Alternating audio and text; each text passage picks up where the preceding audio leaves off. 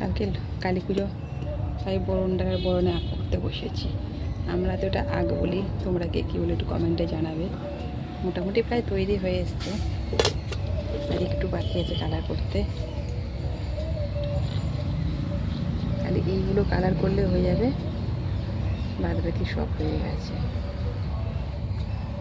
প্রথম থেকে বসলে দেখাতে পারবো না, অনেকটা সময় লাগবে, তাই জন্যে তৈরি হয়ে এসছে, তারপরে দেখাচ্ছি।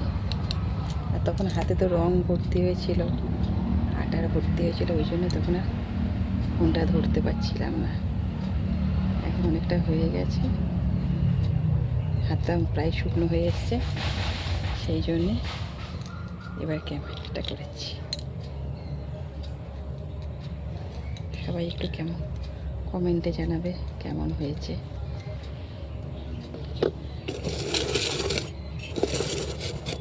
ব্যাস একটু বাকি আছে, আর দুটো কালার করতে বাকি আছে, বাদ বাকি সব কালার হয়ে গেছে।